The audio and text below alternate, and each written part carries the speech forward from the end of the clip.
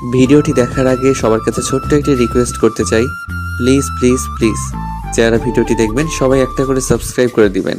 আপনাদের ভালোবাসা পেলে এমন ভিডিও আরও উপহার দিব। ভিডিওগুলো বানাতে অনেক কষ্ট হয়, আমি জানি। ভিডিওটি অনেক মানুষই দেখবেন, প্লিজ একটা করে সাবস্ক্রাইব করে দিবেন। সবাইকে পুরো গল্পটি দেখার জন্য অনুরোধ রইল। বাইরে মৃদু বাতাসের সাথে বৃষ্টি হচ্ছে। যদিও এখন বর্ষাকাল না, সারাদিন গরমের পর এমন বৃষ্টি ভীষণ সুন্দর একটা ওয়েদার। কিন্তু ফুল দিয়ে সাজানো খাটের ওপর বধূবেশে বসে থাকা রমণীর কাছে তা মোটেও উপভোগ্য নয়। অন্য সময় হলে সেটা উপভোগ করত, কিন্তু আজ কেমন সবকিছুই তার বিরক্ত লাগছে। আজ তার বিয়ে হয়েছে। বধূর সাজে থাকা মেয়েটির নাম অহনা তাবাসসুম অরি। বাবা মায়ের একমাত্র মেয়ে অরি। যার সাথে অরির বিয়ে হয়েছে সে অরির কলেজের একজন লেকচারার, নাম আবরার অনিকেত চৌধুরী। মানুষটা প্রচন্ড রাগী আর গম্ভীর। অরি এবারে ইন্টার সেকেন্ড ইয়ারে পড়ে। অরির মনে আছে সে একবার হোমওয়ার্ক করেনি কারণ সে অসুস্থ ছিল, তাই এই লোকটা তাকে কান ধরে ক্লাসের বাইরে দাঁড় করিয়ে রাখিছিল। আর তখনই তার ক্রাশ সায়ন ভাইয়া ও তার বন্ধুরা সবাই যাচ্ছিল এবং তাকে কান ধরে দাঁড়িয়ে থাকতে দেখে ফেলে। সেদিন অরি খুব অপমানিত হয়েছিল। তারপর টানা 5 দিন অরি আর ক্লাসে আসে নাই। আর যাই হোক, ক্রাশের সামনে এমন অপমান তো আর মানা যায় না। পুরনো কথা ভাবতে ভাবতে হঠাৎ কেউ দরজা খুলে ভেতরে ঢুকে। অরি তার দিকে দৃষ্টি ফেলতেই দেখে অফ হোয়াইট কালারের শেরওয়ানিতে তার এলিয়েন বর আবরার অনিকেত চৌধুরী। লোকটা যতই রাগী আর গম্ভীর হোক না কেন, দেখতে একেবারে মারাত্মক সুন্দর, যাকে বলে চোখে লেগে থাকার মতো। 5 ফিট 11 ইঞ্চের এই সুদর্শন পুরুষের গায়ের রং ফর্সা, চোখ দুটো কেমন ঘোলাটে ঘোলাটে চোখের ওপর কালো রঙের মোটা ফ্রেমের চশমা। ফর্সা মুখটাতে চশমাটা জাস্ট ওয়াও লাগে। মুখে চাপদারি, সবসময় ভ্রু কুচকায় রাখে, যার ফলে কপালে 3টা ভাঁজ পড়ে, যা তার সৌন্দর্যের মাত্রা বহু গুণ বাড়িয়ে দেয়। কলেজের প্রায় অনেক মেয়ের ক্রাশ উনি। রুমে ঢুকে বিছানায় বসে থাকা অরির দিকে এক পলক তাকায় অনেকে, তারপর কোনো শব্দ ব্যয় না করে আলমারি থেকে টি শার্ট ও প্যান্ট নিয়ে ওয়াশরুমে চলে যায়। অরি বিছানায় বসে অনিকেতের যাওয়ার দিকে চেয়ে থাকে। কিছুক্ষণ পর গোসল সেরে বেরিয়ে আসলো অনিকেত। এসে দেখে অরি এখনো আগের ন্যায় একই ভঙ্গিতে বসে আছে। অনিকেত অরির দিকে এগিয়ে যায়। শোনো মেয়ে, এই বিয়েতে আমার কোনো প্রকার আগ্রহ ছিল না, আমায় এক প্রকার বাধ্য করা হয়েছে। তোমায় জানিয়ে রাখি, আমার কাছে আর 5টা স্বামীর মতো কোনো এক্সপেকটেশন রাখতে পারবে না তুমি। বাইরের দুনিয়ায় আমরা স্বামী স্ত্রী হলেও এই 4 দেয়ালের ভিতরে আমাদের কোনো সম্পর্ক থাকবে না। আশা করি আমার কথাগুলো তুমি বুঝতে পারছো। বলেই হনহনিয়ে বারান্দায় চলে গেল। অরি কতক্ষণ কিংকর্তব্য বিমূঢ় হয়ে রইল, তারপর আনমনে ভাবতে লাগলো। মানছি বিয়েটা স্বাভাবিকভাবে হয়নি, তাই বলে এতগুলো কথা শোনাবে? অনিকেতের কথাগুলো অরির খুব খারাপ লাগলো। বুকের এক কোণে সূক্ষ্ম ব্যথা অনুভব করলো। না চাইতে চোখ দিয়ে দুফোঁটা জল গড়িয়ে পড়লো। প্রায় অনেকক্ষণ পর অনিকেত রুমে আসলো।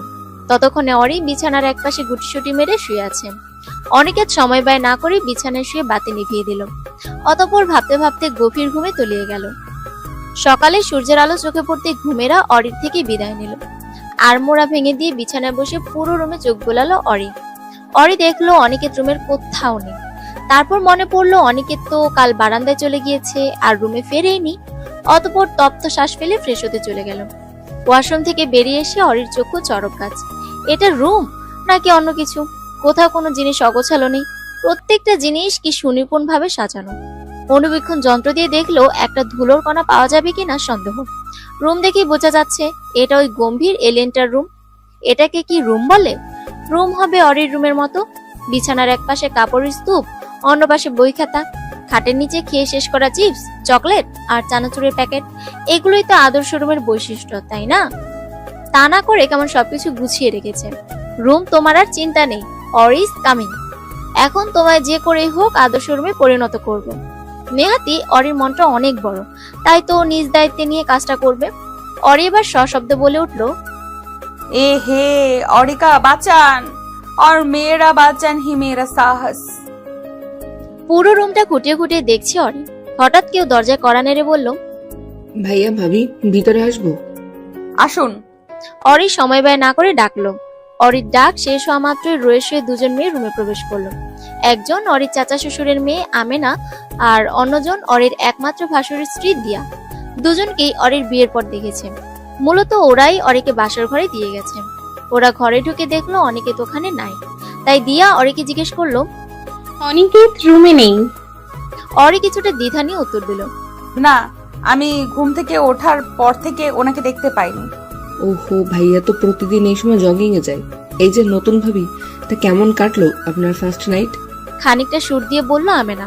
আমেনা এমন কথায় অরি বেচারি কেমন লজ্জায় পড়ে গেল। যদিও তাদের মধ্যে কিছুই হয়নি, দিয়া অরির অবস্থা বুঝতে পারলো, তাই কথা ঘুরাতে বলল। এই যে শাড়িটা মা দিয়েছে, এটা পরে বাইরে এসো, ঠিক আছে? ঠিক আছে, তুমি শাড়ি পরে বাইরে আসো, আমরা গেলাম, ওর আসার সময় হয়ে গেছে। বলেই দুজনে বাইরে চলে গেল। অরি এবার চিন্তিত মুখ নিয়ে শাড়ির দিকে তাকিয়ে থাকলো আর ভাবলো ও তো শাড়ি পরতে পারে না। যখনই পরেছে তখনই কেউ না কেউ ওকে পরিয়ে দিয়েছে, কিন্তু এখন কি হবে? ওরা তো শাড়ি হাতে দিয়ে চলে গেল, এখন কার কাছে সাহায্য চাইবেও? এসব ভাবতে ভাবতে ওর মাথায় অনিকেতের নাম আসলো। ও কি অরিকে শাড়ি পরতে সাহায্য করবে? এবার নিজেই নিজের ভাবনা অবাক হলো অরি। যে লোক স্ত্রী হিসেবে মানতে চায় না, সে দেবে শাড়ি পরিয়ে? অরির চিন্তা ভাবনা এবার অরিরই হাসি পাচ্ছে। চিন্তা ভাবনা বাদ দিয়ে অরি এবার ওয়াশরুমের দিকে হাঁটা ধরলো। শাড়ি কোনো রকম করে পেঁচিয়ে ওয়াশরুম থেকে বের হলো অরি। তখনই সামনে দেখলো ওর এলিয়েন বর অনিকেত জগিং শেষ করে রুমে ঢুকেছে। হোয়াইট কালারের হাতা কাটা গেঞ্জির সাথে নেভি ব্লু কালারের ট্রাউজার, আর সবসময়ের মতো কপালে 3টে ভাঁজ। আচ্ছা, উনি সবসময় বিরক্তি নিয়ে থাকে নাকি? এইসব ভাবতে ভাবতে যেই না সামনে পা বাড়ালো, অমনি কুচির সাথে পা বেঁধে ধপাস করে পড়ে গেল। অনিকেত অরির দিকে তাকিয়ে কাপড় নিয়ে ওয়াশরুমে চলে গেল। মেঝেতে হতভম্ব হয়ে পড়ে থাকে অরি। কোমরে চিনচিন ব্যথার আভাস পেয়ে চিল্লিয়ে ওঠে। ও বাবা গো, মা গো, আল্লাহ গো, আমার কোমর ভেঙে গেল গো। এই ভাঙা কোমর নিয়ে আমাকে কে বিয়ে করবে আল্লাহ? বাবা, তোমার মেয়ের আর বিয়ে হবে না গো বাবা। তুমি আর নাতি নাতনির মুখ দেখতে পারবে না। এখন আমার কি হবে? বলেই আবার চিল্লিয়ে ওঠে। অরির আজগুবি কথা আর চিল্লানি শুনে বাথরুমের দরজার সামনে দাঁড়িয়ে পড়ে অনিকেত। পেছন ঘুরে দেখে অরি এখনো কোমরে হাত দিয়ে পড়ে আছে। অনিকেত এবার অরির সামনে গিয়ে দাঁড়ালো। প্রবলেম কি তোমার? পড়ে গিয়েছো ভালো কথা, তা ওঠা ছেড়ে এমন চিল্লিয়ে কানের পোকা মারতেছো কেন? আর এসব কি পাগলের প্রলাপ বকতেছো? খানিকটা ধমকে সুরে বলে অনিকেত। বাবা, এ তুমি কোন পাষণ্ড মানবের সাথে বিয়ে দিছো আমায়, যার মনে বউয়ের প্রতি বিন্দু মাত্র কোনো দয়া মায়া নাই? দেখতেছে যে বউ পড়ে গেছে, তবুও তাকে তুলতেছে না। বলেই আরেক দফা চিল্লিয়ে ওঠে। প্রথমত তুমি নিজে পড়ছো, তাই নিজে উঠবা, তাই বেশি বকর বকর না করে উঠে পড়ো। আর হ্যাঁ, আমি তোমার প্রেমিক বা সার্ভেন্ট নই যে তোমায় তুলতে যাব। বলেই ওয়াশরুমে চলে গেল অনিকেত।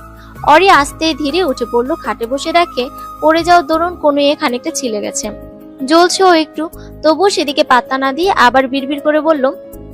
শালা এলিয়েন, বউ পাবি না তুই, আর পেলেও দিনে 3 বেলা আছাড় খেয়ে পড়ে থাকবে। নিজের বলা কথায় নিজেই জিভ কাটে। আরে আমি তো ভুলেই গেছিলাম, ওই এলিয়েনটার বউ আমি নিজেই। খানিকটা বিরক্তি নিয়ে বলে অরি।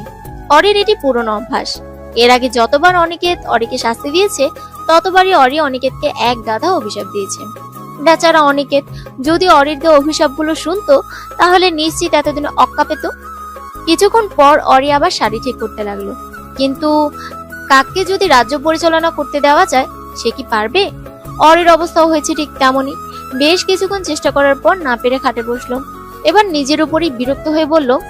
ইস, কাল যদি ফোনটা নিয়ে আসতাম, তাহলে ইউটিউব দেখেও কিছুটা পড়া যেত। ঠিক তখনই বাথরুম থেকে বেরিয়ে আসলো অনিকেত। অরি তাকায় অনিকেতের দিকে। আকাশি রঙের শার্টের সাথে ব্ল্যাক প্যান্ট, কাঁধে তোয়ালে, চুলে আর দাড়িতে এখনো পানিগুলো চিকচিক করছে। অরি যেন এক মুহূর্তে কোথায় হারিয়ে গেল। অনিকেত সাধারণত রুমে চেঞ্জ করে, কিন্তু অরি আসার পর থেকে তার হয় না। অনিকেত একবার অরির দিকে তাকালো। অরি যেহেতু অনিকেতের দিকে তাকিয়েছিল, তাই অনিকেতের সাথে চোখাচোখি হতে এলোমেলো ভাবে অন্যদিকে তাকায়। অনিকেত এবার ড্রেসিং টেবিলের সামনে গিয়ে দাঁড়ায়, চুলগুলো ভালোভাবে মুছে নেয়। তারপর এক গাদা পারফিউম মেখে ঘড়ি হাতে দিতে দিতে অরির দিকে না তাকিয়ে বলে। যে জিনিস পরতে পারো না সেটা পরো কেন? তোমার জামা নাই, ওটা চেঞ্জ করে জামা পরে আসো। অরি বিরক্তি নিয়ে অনিকেতের দিকে তাকালে অনিকেত আবার বলে। এভাবে তাকিয়ে আছো কেন? এটা ভেবো না আমি তোমায় শাড়ি পরিয়ে দিব। এখানে কোনো মুভির শুটিং চলছে না। অরি বোধ হয়ে আরো বিরক্ত হলো, সাথে রাগও। তাই বেশ রাগী মুড নিয়ে বলল। শুনুন, আমার কোনো ইচ্ছে নেই আপনার কাছ থেকে শাড়ি পরিয়ে নেওয়ার, ঠিক আছে? তাই আপনার ভাবনা আপনার কাছেই রাখুন। আর হ্যাঁ, আপনার মা বলতেছে শাড়ি পরতে, আপনি বলেন জামা পরতে। আমি একটা মানুষ কয়টা পরবো? তার চেয়ে ভালো আপনি আর একটা বিয়ে করেন, তাহলে একজন শাড়ি পরবে, অন্যজন জামা। আইডিয়াটা দারুণ না? অনিকেত অবাক চোখে তাকালো অরির দিকে। এটা মেয়ে নাকি অন্য কিছু? ও তোর ভালোর জন্যই বললো। শোনো, তোমার এসব ফালতু আইডিয়া তোমার কাছেই রাখো। আর হ্যাঁ, এই যে মোবাইল ইউটিউবে ভিডিও দেখে পড়ো, আশা করি আর সমস্যা হবে না। বলেই অরির দিকে মোবাইলটা এগিয়ে দিল অনিকেত। মোবাইলটা অরিকে দিয়েই রুম ছেড়ে বেরিয়ে গেল। মোবাইলে ইউটিউব দেখে অরি বেশ ভালোভাবেই শাড়িটা পরে নিল, কিন্তু রুমের বাইরে যাওয়ার সময় বাধে বিপত্তি। তার কেমন যেন লাগতেছে, অচেনা একটা জায়গা, যার একজন মানুষও চেনে না ও। এই মুহূর্তটা সত্যি একটা মেয়ের জন্য অনেক অস্বস্তিকর। যদিও অরি অত বেশি লজ্জাবতী না, সে ভীষণই ডানপিটে স্বভাবের। আর অতিরিক্ত কথা বলার জন্য কেউ যদি পুরস্কার পেত, তাহলে সেটা নিশ্চিত অরির ঝুলিতে থাকতো। অন্যদিকে বর হিসেবে দুনিয়ার গম্ভীর আর আনরোমান্টিক বর জুটছে। অরি রুমের বাইরে এসে দেখে খাবার টেবিলে আজমল চৌধুরী, অনিকেতের বাবা, আফতাব চৌধুরী, অনিকেতের চাচা, অভিষেক চৌধুরী, অনিকেতের ভাই আর অনিকেত খাবার খাচ্ছে। অনিকেতের মা সালমা বেগম তাদের খাবার বেড়ে দিচ্ছে। চাচি আর দিয়া ভাবে রান্না করে। আমেনা নিজের ঘরে রেডি হচ্ছে, ভার্সিটি যাবে তাই। অরি ধীর পায়ে হেঁটে সেখানে উপস্থিত হয়। আজমল চৌধুরী তাকে নিজের কাছে ডাকলো। অরি গিয়ে দাঁড়ায় তার পাশে। তিনি অরিকে অনিকেতের পাশের চেয়ারে বসতে বলেন। অরি প্রথমে বসতে চায় না, পরে তার কথা রাখতে বসে পড়ে অনিকেতের পাশে। অরি অনিকেতের পাশের চেয়ারে বসলে অনিকেত এক পলক তাকায় অরির দিকে। খয়েরি শাড়িটা অরিকে মানিয়েছে বেশ। অনিকেতের কাছে অরি আজ কেমন অন্যরকম লাগছে। পুরো ক্লাস মাথায় করে রাখা অরি নাকি শান্ত অনিকেতের বউ। ভাবা যায়, দুজন মানুষ যারা সারা জীবন একসাথে থাকবে একে অপরের পাশে, অথচ তাদের মধ্যে কিচ্ছু কমন নেই। সম্পূর্ণ ভিন্ন মেরুর মানুষ তারা দুজন। কিভাবে দাঁড়াবে তারা একে অপরের পাশে? খাওয়ার মাঝখানে আজমল চৌধুরী অনিকেতের দিকে তাকিয়ে বললেন, কি ব্যাপার, ফর্মাল ড্রেস হবে যে, কলেজে যাও নাকি? হুম। ছোট্ট উত্তর অনিকেতের, যেন বেশি কথা বললে তাকে টাকা দিতে হবে বা জেলে যাওয়া লাগতে পারে। অরি তো মাঝে মাঝে ভেবে পায় না মানুষ কেমনে এত কম কথা বলে। ওকে তো একটা জিজ্ঞেস করলে 7টার উত্তর দেয়। কালকেই তোদের বিয়ে হলো আর আজকেই তোকে কলেজে যেতে হবে? পাশ থেকে বলে অভিষেক। বিয়ের জন্য তো আর সারা মাস ছুটি নিতে পারি না। আর এমনিতেই কাল ক্লাস অফ দিছি। আর না, আমার ক্লাস আছে।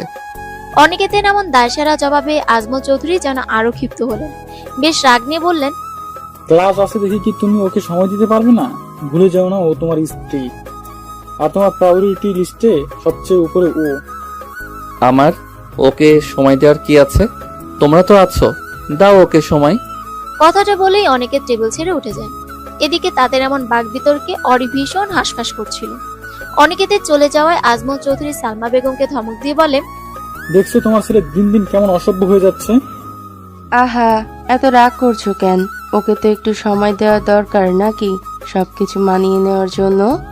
বলেন সালমা বেগম। কোন রকমে খাবার শেষ করে রুমে আসে অরি। রুমে এসে দেখে অনিকেত ব্যাগে কিছু কাগজপত্র আর ল্যাপটপ ঢুকাইতেছে। অরি গিয়ে বিছানার উপর বসে। অরি ভাবে অনিকেত ওকে কলেজে যেতে বলবে, কারণ এই লোক পড়াশোনার ব্যাপারে খুবই স্ট্রিক্ট। কিন্তু অরির ভাবনাকে মিথ্যা প্রমাণ করে কোনো কথা না বলে ব্যাগ হাতে নিচে চলে যায়। অনিকেতের ব্যবহারে প্রথমে একটু খারাপ লাগলো, এখন অরির নাচতে ইচ্ছে করছে। আহা, অরির আর পড়াশোনা করা লাগবে না। অবশেষে অরি মুক্তি পেল। বিয়ের পর পড়তে হবে না জানলে কবেই বিয়ে করে নিত। অরি এবার পুরো রুম জুড়ে নাচতে শুরু করে। অনেকক্ষণ রুমে একা থাকার পর অরির খুব বিরক্ত লাগে। তার উপর এই শাড়ি, গরমে কি এগুলো পরা যায়? ও তো সারা জীবন টি শার্ট আর প্লাজো পরে থেকেছে। অরি একবার ভাবলো বাইরে গিয়ে দিয়া ভাবির সাথে গল্প করবে। তারপর যে ভাবনা সেই কাজ। বাইরে এসে দেখে সালমা বেগম আর চাচি সোফায় বসে টিভি দেখছেন। তারা মূলত জি বাংলায় সিরিয়াল দেখছে। বিয়ের জন্য কাল সিরিয়াল মিস হয়েছে, তাই আজ দেখতেছে। অরিকে দেখতে পেয়ে চাচি বলেন, রুমে খুব বিরক্ত লাগছিল না? আসো আমাদের সাথে টিভি দেখো। হ্যাঁ হ্যাঁ, এখানে এসে বসো। খানিকটা হাসি মুখে ডাকেন সালমা বেগম। অরি গিয়ে বসে তাদের পাশে। মাঝে মধ্যে অরি ভেবে পায় না অনিকেত কি আসলে এবারে সন্তান। এবারে মানুষগুলো কত হাসি খুশি, আর অনিকেত আস্ত একটা এলিয়েন। ভেঙচি কাটে অরি।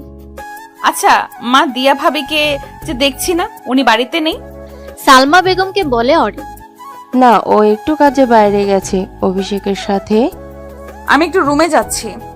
ঠিক আছে, যাও। টিভির দিকে তাকিয়ে বলেন উনি। রুমে এসেও অরি শান্তি পায় না। ওর হাত পা গুলো খসখস করতেছে, যেন কোনো অকাজ না করলে ওর শান্তি নেই। বেশ কিছুক্ষণ রুমে পায়চারি করার পর অরির আবার খিদে লাগে। সকালে বাপ ছেলের ঝামেলার মধ্যে ওর ভালোভাবে খাওয়াই হয়নি। সারা রুম খুঁজেও একটা খাবার জিনিস খুঁজে পায় না। আচ্ছা, এই এলিয়েনটা কি বাহিরের খাবার খায় না নাকি? বিড়বিড়িয়ে বলে ও। অগত্যা রুমে খাবার না থাকায় বসে পড়ে। পরক্ষণেই মনে পড়ে সকালে রান্নাঘরে চানাচুর আর চিপসের প্যাকেট দেখেছিল। এদিকে আত্মসম্মানের ঠেলায় কাউকে কিছু বলতেও পারতেছে না। এখন খাবার চাইলে আবার ওকে পেটুক ভাববে না তো। অতঃপর রুম ছেড়ে রান্নাঘরে হাঁটা দিল। রান্নাঘরের সামনে এসে অরি চারদিকে উকিঝুঁকি মারে, কেউ আসতেছে কিনা। না, কেউ নেই এদিকে। এই সুযোগে কয়েকটা চানাচুর আর চকলেটের প্যাকেট নিয়ে নেয়। সেগুলো নিয়ে খুব দ্রুত রুমে চলে আসে। রুমে এসে দরজা বন্ধ করে দেয়। চুরি করা নিয়ে অরির অভিজ্ঞতা বেশ। এর আগে কত চুরি করে খেয়েছে। প্যাকেটগুলো খাটের উপর রেখে বসে পড়ে। একে একে সবগুলো প্যাকেট সাবার করে দেয়। কিন্তু বিপত্তি বাধে প্যাকেটগুলো কোথায় ফেলবে তা নিয়ে। বাইরে ঝুড়িতে তো ফেলতে পারবে না, তাহলে সবাই বুঝে যাবে। তাই ও সিদ্ধান্ত নেয় খাটের নিচে রাখবে, তাহলে কেউ দেখতে পারবে না। সবকিছু পরিষ্কার করে আবার খাটে এসে বসে। কিন্তু সময় যেন আজ শেষই হতে যাচ্ছে না। অনেকক্ষণ বসে থাকার পর টেবিলের নিচে একটা কাগজ দেখতে পায়। অরি সেটা হাতে নিয়ে ভাবে হয়তো কোনো অদরকারি কাগজ, তাই নিচে পড়ে আছে। অতঃপর সেটা দিয়ে রকেট বানিয়ে রুমে উড়াতে থাকে। এক মুহূর্ত অরি ভুলে গিয়েছিল এটা আবরার অনিকেত চৌধুরীর রুম। এখানে কোনো আবর্জনার স্থান নেই, যা আছে তা ভীষণ মূল্যবান। রুমে রকেট উড়াতে উড়াতে হঠাৎ সেটা জানালা দিয়ে বাইরে চলে যায়। অরি আর সেদিকে মাথা ঘামায় না। তারপর দুপুরে গোসল আর খাওয়া দাওয়া করে ঘুমিয়ে পড়ে। বিকেলে কোনো কিছুর শব্দে অরির ঘুম ভাঙে। চোখ মেলে দেখে অনিকেত কি যেন খুঁজছে। অরি এগিয়ে যায় ওর কাছে। আপনি কি কিছু খুঁজছেন? কোনো উত্তর করে না অনিকেত। তাই অরি আবার জিজ্ঞেস করে, কিছু খুঁজে থাকলে বলুন আমাকে, আমি দেখে থাকলে জানাবো। অনিকেত এবার খানিকটা বিরক্ত হয়ে বলে, this is none of your business. Ori ভেঙচি কেটে ওয়াশরুমে ঢুকে পড়ে। বেশ অনেকক্ষণ যাবৎ যখন খুঁজে পায় না, তখন অরিকে জিজ্ঞেস করে, তুমি কি কোনো পেপার বাইরে ফেলছো? ও হ্যাঁ, টেবিলের নিচে একটা কাগজ ছিল, আমি ভাবছি ওটা আপনার দরকার নেই, তাই ওটা দিয়ে রকেট উড়িয়েছি। হোয়াট? ওটা দিয়ে তুমি রকেট উড়িয়েছো মানে? ধমকের সুরে বলে অনিকেত। রকেট উড়িয়েছি মানে ওটাকে রকেট বানিয়ে উড়িয়েছি। কেন, আপনি ছোটবেলায় ওড়াননি? না, আমার তোমার মতো এত ফালতু সময় ছিল না। তুমি ওটা ওড়ানোর আগে দেখবে তো ওটা কিসের কাগজ ছিল। রাগে কণ্ঠ অনিকেতের। অরি বেশ দ্বিধা নিয়ে বলে, কিসের কাগজ ছিল ওটা? স্টুপিড, ওটা অনার্স ফার্স্ট ইয়ারের রেজাল্ট শিট ছিল। আর তুমি রকেট বানাই উড়াইলা। সরি, আমি সত্যি খুব দুঃখিত। Stupid girl, do you have any idea what you are doing? আমি কখনো নিজের দায়িত্বের কোনো হেরফের করিনি, আজ আমায় করতে হচ্ছে। কাল কলেজে গিয়ে আমি কি জবাব দিব যে আমার বউ ওটা দিয়ে রকেট উড়াইছে? আর ল্যাপটপ নষ্ট থাকায় ওখানেও কোনো কপি নেই। তুমি জানো এখন আমায় কতগুলো প্রবলেম ফেস করতে হবে বিকজ অফ ইয়োর মিস্টেক। শুনুন মিস্টার ব্রিটিশ এলিয়েন, আমি ইচ্ছে করে কিছু করিনি, আমি বলছি তো সরি। আর আপনার এত দরকারি ফাইল এইভাবে রাখছেন কেন? ভুলটা আপনার, তাই আমার উপর চিল্লাবেন না। আর আপনি যেমন কোনো নায়ক নন যে আমি পড়ে গেলে আমাকে ওঠাবেন, তেমনি আমিও সিনেমার নায়িকা না যে আপনি ধমকাবেন আর আমি ঘরের এক কোণে গিয়ে কান্না করব। বলি এক প্রকার দৌড়ে রুম ছেড়ে বেরিয়ে যায় অরি। অরির এমন কথাবার্তা অনিকেত বেশ অবাক হয়ে বলে, কি থেকে কি হয়ে গেল? আমার লস করে আমাকে শাসিয়ে গেল। এটা মেয়ে নাকি অন্য কিছু? এই অপার্থিব দুনিয়ায় হাজারো সম্পর্কের ভিড়ে একটি সম্পর্ক যেন আপন মহিমায় ঠিক ওই আলাদা, সেটা স্বামী স্ত্রীর সম্পর্ক। এই সম্পর্কের শুরুটা বড় অদ্ভুত। কখনো একে অপরের বিপরীত গুণাবলীতে বাধা পড়ে, কখনো বা সম্পূর্ণ ভিন্ন জীবন দৃষ্টিভঙ্গিতে। কারো বয়সে ফারাক, কারো চিন্তায় দূরত্ব, কারো আবার স্বভাবে বিরাট পার্থক্য। তবু এই বৈপরীত্যই যেন সম্পর্কটাকে করে তোলে আরো বেশি জীবন্ত, আরো গভীর। এই দুঃখ সুখে মেশানো বিষাদময় দুনিয়ায় একজোড়া মানুষ, দুটি মন ধীরে ধীরে খুঁজে পায় একে অপরের মাঝে তাদের নিখাত আনন্দ, নির্ভরতা আর ভালোবাসার আশ্রয়। তখন রুম থেকে বের হওয়ার পর অরিয়ার রুমে যায়নি। কিভাবে যাবে? এতগুলো কথা যে বলে এলো। তাই এতক্ষণ যাবৎ দিয়া আর আমেনার সাথে গল্প করলো, কিন্তু এখন তো ওরাও যে যার রুমে চলে গেল। তাই অনিচ্ছা সত্ত্বেও তাকে যেতে হলো অনিকেতের রুমে। অরি রুমে ঢুকে কোনো কথা বলে না, চুপচাপ বসে পড়ে খাটে। অনিকেত তাকায় অরির দিকে, পর মুহূর্তে আবার কাজে মনোযোগ দেয়। অনিকেত নিজের কাজে শেষ করে অরির সামনে গিয়ে দাঁড়ান। সরি, তখন আমার ওভাবে রিয়েক্ট করা উচিত হয়নি। স্বাভাবিক স্বর অনিকেতের। বাইরে স্বাভাবিক হলেও ভিতরে প্রচন্ড পরিমাণ অস্বস্তিতে আছে ও। একটা হাঁটুর বয়সী মেয়েকে সরি বলতে হচ্ছে। কি দিনকাল এলো রে তোর অনিকেত। অরি কেন জানি বিশ্বাস করতে পারছে না এই লোক ওকে সরি বলছে, যে সারা জীবন অন্যের কাছ থেকে সরি শুনে এসেছে সে কি না ওকে সরি বলছে। ভাবা যায়। অরি বলে, আমিও সরি। ঠিক আছে, এখন যাও, পড়তে বসো। হ্যাঁ, কিন্তু আমার তো বই এখানে নেই। হালকা হাসার চেষ্টা করে বলে অরি। আমি এনেছি, এখন যাও পড়ো। অনিকেতে স্পষ্ট জবাব। আপনি এনেছেন মানে? আপনি আমাদের বাসায় গিয়েছিলেন? না, তোমার চাচাতো ভাই আরাফকে দিয়ে আনিয়েছি, ও কলেজে এসে দিয়ে গেছে। অনিকেতের কণ্ঠে বিরক্তির আভাস, যেন কেউ তাকে জোর করে বলাচ্ছে। বেশি কথা বলা সে মোটেও পছন্দ করে না, কিন্তু তার এই ফ্যাসফেসি বউ একের পর এক প্রশ্ন করেই যাচ্ছে। অরি গিয়ে পড়ার টেবিলে বসে। এতক্ষণ লক্ষ্য না করলেও এখন দেখে তার বাসার সব বই এখানে, পাশাপাশি আরো কিছু যুক্ত হয়েছে।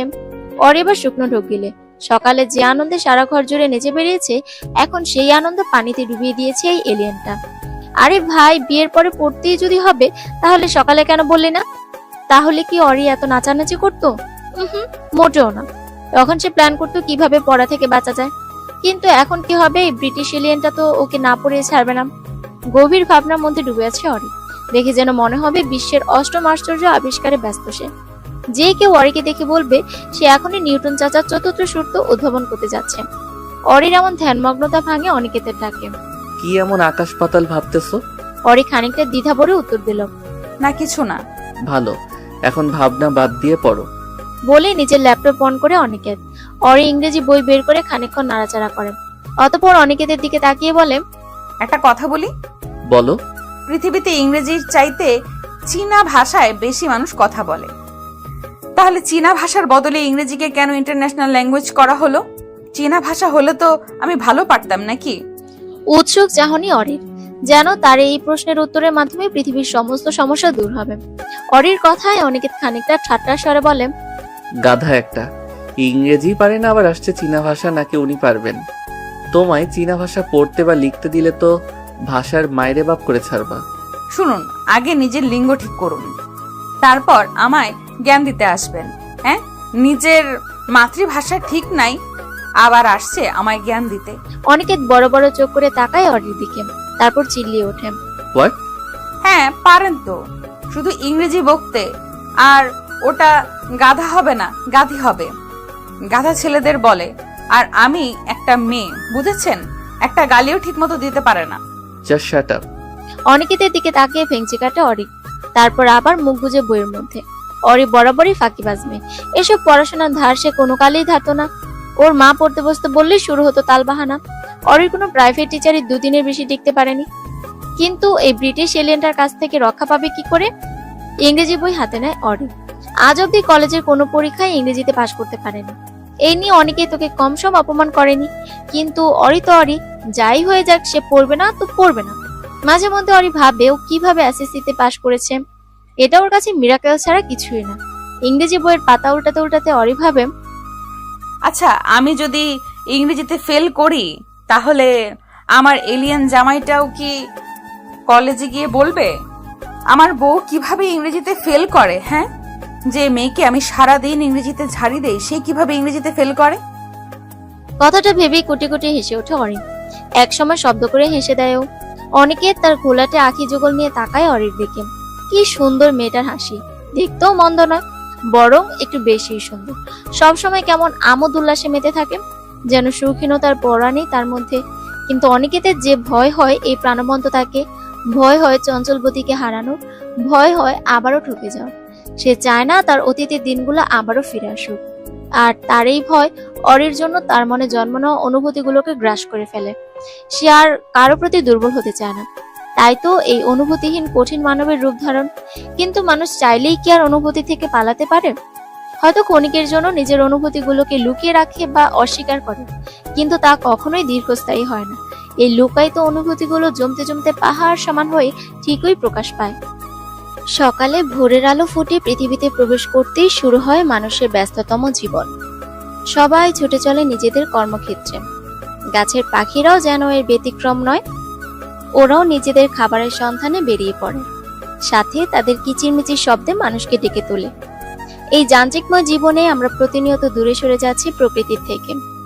আধুনিকতার নামে আমাদের জীবন থেকে যে কত কিছু হারিয়ে যাচ্ছে, অথচ আমরা তা টাহর করতে পারছি না। নিত্যদিনের অভ্যাসে অনিকেত বেরিয়ে পড়ে জগিংয়ে। অরি আজকেও সকালে উঠে অনিকেতের দেখা পায় না। ওয়াশরুম থেকে ফ্রেশ হয়ে ও দাঁড়ায় জানালার সামনে। গ্রীষ্মের সকালের এক ফালি ঠান্ডা হাওয়া জানালা ভেদ করে অরির শরীরে লাগে। এক মুহূর্তেই যেন তার সমস্ত আত্মা পরিতৃপ্ততায় ভরে যায়। জানালা দিয়ে সামনে তাকালে অরি দেখে অনিকেত বাগানে হাঁটছে। ধূসর রঙের গেঞ্জি আর নেভি ব্লু ট্রাক স্যুট। গরম থাকায় দৌড়ার ফলে ঘেমে কপালের চুলগুলো কেমন লেপটে গেছে, আর সেই কপাল কুচকানোর ফলে কপালের 3টা ভাঁজ। অরি আজ অব্দি কখনো অনিকেতকে হাসতে দেখেনি। আচ্ছা, লোকটা কি হাসতে জানে না? তবে আর যাই হোক, লোকটা না সর্বদয় সুন্দর। সে যেমন পোশাকই পরুক না কেন, প্রতিবারই অরি যেন নতুন ভাবে ক্রাশ খায়। অনিকেতকে দেখা শেষ হলে অরি বিছানার কাছে আসে। এই 2 দিনে ও এতটুকু অন্তত বুঝেছে অনিকেত ভীষণ গোছগাছ স্বভাবের। কলেজে সে সর্বদাই ডিসিপ্লিন মেনে চলত, আবার ব্যক্তি জীবনেও ঠিক তাই। অরি এবার বিছানা গোছাতে লেগে পড়ে। এসব কাজ ও কোনো কালে করেছে বলে মনে হয় না, তাই তো কেমন এবড়ো খেবড়ো ভাবে গুছিয়ে রাখে সব। পরক্ষণেই অরির মনে পড়ে ও যে কাল চকলেট আর চানাচুরের প্যাকেট খাটের নিচে লুকিয়ে রাখছিল, ওর তো ফেলে দিতে মনেই ছিল না। ভাগ্যিস অনিকেত দেখেনি, নয়তো নির্ঘাত অরিকে চোর ভাবতো, আর রুমে ময়লা ফেলার অপরাধে নিশ্চয়ই বড় কোনো শাস্তি দিত। অরি তাই ওনার নিচে করে লুকিয়ে তা বাইরে ফেলতে যায়। এগুলো ওর আগের কাপড়, কাল অনিকেত বইয়ের সাথে বাসা থেকে এনেছে। শাড়িও পরতে পারে না, তার উপর আবার গরম, তাই তো নিজের কাপড় পাওয়ার সাথে সাথে তা চেঞ্জ করে ফেলে। অনেক সাবধানে লুকিয়ে ওগুলো বাইরে ফেলতে যায়। এমনি সামনে পড়ে অনিকেত, কপাল কুঁচকে তাকায় অরির দিকে। অরির চেহারায় কেমন চুরি চুরি ভাব, এই বুঝে অনিকেত ওকে প্রশ্ন করে, কিন্তু না, অরির দিকে কিয়ৎক্ষণ তাকিয়ে নিজের রুমের উদ্দেশ্যে হাঁটা ধরে। অরি যেন এতক্ষণে হাফ ছেড়ে বাঁচল। ওখান থেকে অরি রান্নাঘরের দিকে যায়। রান্নাঘরে গিয়ে দেখে সালমা বেগম আর নাজমা বেগম, অনিকেতের চাচি, নাস্তা তৈরি করছে। দিয়া ভাবি অসুস্থ, তাই উনি আসেনি। অরি গিয়ে সালমা বেগমের পাশে গিয়ে দাঁড়ায় আর খানিকটা মিনমিনিয়ে বলে, মা, আমি কি কিছু সাহায্য করব? কথায় জোর নেই তার, আর থাকবেই বা কি করে? রান্না বান্না তো কিছু জানেই না। ওই ডিম পোজ আর নুডলস অবধি তার দৌড়। সালমা বেগম পলকিত নয়নে চায় অরির দিকে, ঠোঁটের কোণে মিষ্টি একটা হাসি টেনে বলে, না মা, তোমাকে কিছু করতে হবে না। আর তুমি তো আজ থেকে কলেজে যাবে নিশ্চয়, তাই তুমি বরং রেডি হয়ে আসো, আমাদের কাজ প্রায় শেষ। অরি মুচকি হেসে মাথা নাড়ায়। যেই না রান্নাঘরের বাইরে পা রাখবে, অমনি সালমা বেগম ডাকে ওকে। তিনি অরির আগা মাথা পরক করে বলে, শোনো অরি, আমরা জানি তুমি অনেক হাসি খুশি একটা মেয়ে, চঞ্চলতা তোমার চরিত্রের বৈশিষ্ট্য, তাই এটাকে দমিয়ে রেখো না। আর হ্যাঁ, এটা যেমন অনিকেতের বাড়ি তেমনি তোমারও বাড়ি, তাই কাউকে ভয় পাওয়ার কিছু নেই, এখানে সবাই তোমার আপনজন। অরি এতক্ষণে মুগ্ধ হয়ে সালমা বেগমের কথা শুনছিল। কথা শেষ করে অরির মাথায় আদুরে হাত বুলিয়ে দেয়। অরি চোখ বন্ধ করে তা উপভোগ করে। পাশে থাকা নাজমা বেগম মুচকি হাসে। হয়তো বুকের কোণে কোথাও একটু ব্যথা করছে। উনি হয়তো ভাবছে তার ছেলেটা বেঁচে থাকলে হয়তো তারও এমন মিষ্টি একটা বৌমা থাকতো, কিন্তু সে যে আর নেই। তার কথা ভাবতেই ওনার চোখ চিকচিক করে ওঠে। সকলের অগোচরে চোখের পানি মুছে নেয় নাজমা বেগম। অরি আরো কিছুক্ষণ থেকে রুমের উদ্দেশ্যে হাঁটা ধরে। অরি রুমে এসে দেখে অনিকেত রুমে নেই। এদিক ওদিক তাকিয়ে দেখে ওয়াশরুমের দরজা বন্ধ। তারপর পুরো রুমে চোখ বুলিয়ে অরি বেশ বিরক্ত হয়। অনিকেত আবার সবকিছু গুছিয়ে রাখছে। আরে ভাই, আমি তো গুছিয়ে রাখছিলাম, তাহলে আবার কেন? বিড়বিড়িয়ে বলে অরি। তক্ষুনি অনিকেত বেরিয়ে আসে। অরি এবার খানিকটা জোর গলায় বলে, আমি তো সব গুছিয়ে রাখছিলাম, তাহলে আপনি এমন করলেন কেন? অনিকেত স্থির কণ্ঠে প্রশ্ন করে। কেমন? অরি এবার চেতে যায়, ঝাঁঝালো কণ্ঠে বলে, আমি এত কষ্ট করে গোছালাম আর আপনি সব আবার ঠিক করলেন। জানেন আমি কত কষ্ট করে সব করেছি, আমার পরিশ্রমের কোনো মূল্য নেই আপনার কাছে, তাই না? আমাকে আপনার মানুষ মনে হয় না? এক নিঃশ্বাসে সব বলে অরি। অনিকেত এক মুহূর্তে ভেবাচাকা খেয়ে যায়। এটা মেয়ে নাকি টাইম বোম? সবকিছু এবড়ো খেবড়ো করে গুছিয়ে রাখছিল, তাই তো ও আবার সব ঠিক করে রুম পরিষ্কার করলো। অনিকেত এবার ঠাট্টার স্বরে বলে, ওগুলোকে গোছানো বলে? অবশ্য তোমার থেকে এর বেশি আর কি আশা করা যায়? মনে তো হয় না বাসায় থাকতে কখনো রুম গুছাইছো। অরি রাগটা যেন মাথায় চড়ে বসলো। একে তো ওর কাজকে অপমান করছে, তার উপর আবার ওকে এখন অপমান করছে। না, এর একটা বিহিত করতেই হবে। অরি আবার গোছানো বিছানাটা আবার অগোছালো করে কলেজ ড্রেস নিয়ে ওয়াশরুমে ছুটে যায়। অনেকের চোখ পাকিয়ে কিছু বলতে যাবে, তার আগেই অরি ওয়াশরুমের দরজা বন্ধ করে দেয়। অগত্যা অনিকেত পুনরায় সব গুছিয়ে রেডি হয়ে বাইরে যায়। অরি একেবারে কলেজের উদ্দেশ্যে রেডি হয়। তারপর নাস্তা করার জন্য বাইরে আসে। অরি বাইরে এসে দেখে অনিকেত বাবা, চাচা আর ভাইয়ের সঙ্গে মিলে খেতে বসেছে। সালমা বেগম খাবার বেড়ে দিচ্ছে আর নাজমা বেগম সব জিনিস আগাই দিতেছে। অরিও সময় ব্যয় না করে অনিকেতের পাশের চেয়ারে গিয়ে বসে পড়ে। অনিকেত একবার তাকায় অরির দিকে, পরক্ষণে চোখ ফিরিয়ে নেয়। ততক্ষণে সালমা বেগম সবার প্লেটে খাবার বেড়ে দিয়েছে। সবাই খাওয়ায় মনোযোগ দেয়। তখনই আজমল চৌধুরী অরির দিকে তাকিয়ে বলেন, কলেজে যাও মামুনি? অরি হালকা হেসে উত্তর দেয়, হ্যাঁ বাবা। ঠিক আছে, ভালো করে পড়াশোনা করবে, ঠিক আছে? আর কোনো সমস্যা হলে আমাকে বলিও। হুম। উনি এবার অনিকেতকে আদেশের সুরে বলে, তুমি আজ থেকে ওরি মামুনিকে কলেজে নিয়ে যাবে। অনিকেত হয়তো কিছু বলতে চাইছিল, তার আগেই উনি আবার বলে, আমি কোনো কথা শুনতে চাই না অনিকেত। আরও তোমার স্ত্রী, তোমার দায়িত্ব আছে কিছু। তোমাকে নিশ্চয়ই এই বয়সে এসে দায়িত্ব শেখাতে হবে না। অনিকেত আর কোনো কথা বলে না, আর চোখে তাকায় অরির দিকে। অরিও তাকিয়েছিল ওর দিকে, তাই দুজনের চোখাচোখি হয়। আজ দিয়ে দিয়া যেতেই আজমল চৌধুরী তাকে ডাকে। দিয়া কাছে যেতেই উনি দিয়াকে খেতে বসতে বলেন। কিছুটা ইতস্তত নিয়ে বলে দিয়া, বাবা, আমি পরে মা চাচির সাথে খেয়ে নেব। তুমি যে অসুস্থ সেটা নিশ্চয়ই মনে আছে তোমার। নিজের খেয়াল রাখতে হবে তো নাকি? ঠিক মতো খাওয়া দাওয়া না করলে সুস্থ হবে কিভাবে? আর অভিষেক, তুমি ওকে একা ছেড়ে কিভাবে খেতে বসলে? এখন কি তোমাদের স্ত্রীদের খেয়াল রাখার জন্য আমাকে তোমাদের বলতে হবে? শেষ কথাটা ধমক দিয়ে বলে আজমল চৌধুরী। আজমল চৌধুরীর ধমকে তড়িঘড়ি করে অভিষেকের পাশে বসে দিয়া। সালমা বেগম তার প্লেটে খাবার দেন। পাশ থেকে অভিষেকও দেয় কিছু। অরি তাকিয়ে দেখে সবকিছু, আবার খাবারে মনোযোগ দেয়। সকলের খাবার প্রায় শেষের দিকে। অরির শেষ হবেই, আর সেই মুহূর্তেই সালমা বেগম অরির দিকে এক গ্লাস গরুর দুধ আগায় দেন। অরি সালমা বেগমের মুখের দিকে তাকায়। গরুর দুধ অরির ভীষণ পছন্দের। যে বয়সে বাচ্চারা এটা খেতে চাইতো না, তখন অরি চেয়ে খেত। প্রতিদিন সকালেও দুধ খায়। অরির তাকিয়ে থাকা দেখে সালমা বেগম বলেন, কি ব্যাপার অরি, এভাবে কি দেখছো? মা, আমার না আপনাকে চুমু খেতে ইচ্ছে করছে। সাবলীল তার উত্তর। মুহূর্তেই পরিস্থিতি কেমন হয়ে গেল। অরির এমন উত্তর হয়তো কেউ আশা করেনি, তাই তো সকলের খাবার মুখে আটকে রইল। অরি পরিস্থিতি বুঝতে পারলো, সে নিজেও এমন কিছু আশা করেনি, তাই পরিস্থিতি সামাল দিতে বলে, আসলে হয়েছে কি, আমি তো মাঝে মাঝে সিরিয়ালের শাশুড়িদের দেখতাম, কি বজ্জাত ছিল ওনারা। বউদের দিয়ে সব কাজ করিয়ে নিত, তাদের ঠিকমতো খেতে দিত না, অত্যাচার করত। অথচ আমার শাশুড়ি কত ভালো, আমাকে একটা কাজও করতে দেয় না, উপরন্তু আমার পছন্দসই খাবার বানিয়ে দেয়। তার জন্য চুমু তো নিতান্তই ছোট জিনিস, তার তো নোবেল পুরস্কার প্রাপ্য। মা, আমার কাছে টাকা হলে আপনাকে একটা নোবেল দিব, ঠিক আছে? নয়তো ইউনুস চাচার নোবেলটা চেয়ে নিয়ে দেব। অরির কথা শেষ হওয়ার সাথেই টেবিলে হাসির রোল পড়ে গেল। সবাই হাসে, শুধু অনিকেত ব্যতীত। ভাবি, বড় আম্মুকে পরে নোবেল দিও। আপাতত যেটার জন্য নোবেল দিতে চাইছো সেটা শেষ করো, ঠান্ডা হয়ে যাচ্ছে তো। টেবিলের কাছে আস্তে আস্তে বলে আমেনা। অনিকেতের খাওয়া শেষ, তাইও রুমে চলে যায়। অরিও তাড়াতাড়ি করে খেয়ে অনিকেতের পিছে ছুটে। রুমে এসে অরি নিজের ব্যাগে বই ভরতে থাকে। অনিকেতের দিকে তাকিয়ে দেখে লোকটা একের পর এক পারফিউম মেরেই যাচ্ছে, আবার জেল দিয়ে চুল সেট করছে। অরির একবার বলতে মনে চাইলো, কেন রে ব্রিটিশ এলিয়েন, এত সাজুগুজু করছিস কেন? মেয়ে পটানোর ধান্দা নাকি?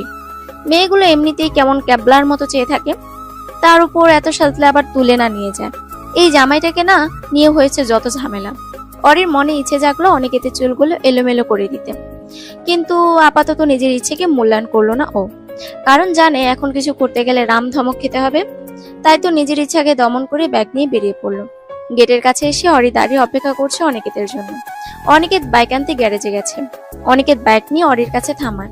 অতঃপর মানিব্যাগ থেকে একটা 500 আর একটা 100 টাকার নোট বের করে টাকাটা অরির দিকে এগিয়ে দিয়ে বলে, শোনো, তোমাকে আমি নিজের সাথে করে নিয়ে যেতে পারবো না। আমি চাই না এই মুহূর্তে আমাদের বিষয়টা সবাইকে জানাতে। আই হোপ তুমি বুঝতে পারছো।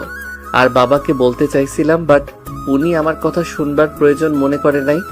তাই টাকা নাও আর একটা রিক্সা ভাড়া করে কলেজে আসো।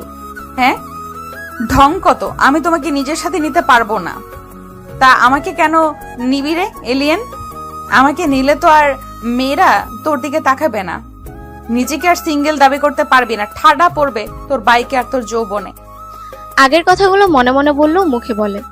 আমি এমনি তো আপনার সাথে যেতাম না, আর আমার কাছে টাকা আছে, আপনার দয়ার কোনো দরকার নেই। অরির কথায় অনিকেত খানিকটা অবাক হয়, তাই জিজ্ঞেস করে, what do you mean by দয়া?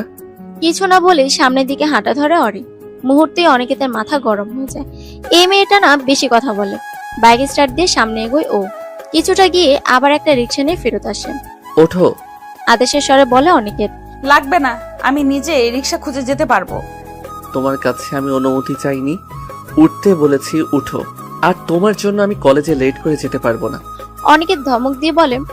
অতঃপর উপায় না পেয়ে উঠে বসে রিক্সায়। পরক্ষণেই রিক্সা চলতে শুরু করে। রিক্সা চলতে শুরু করলে অনিকেত বাইক নিয়ে এগিয়ে যায়।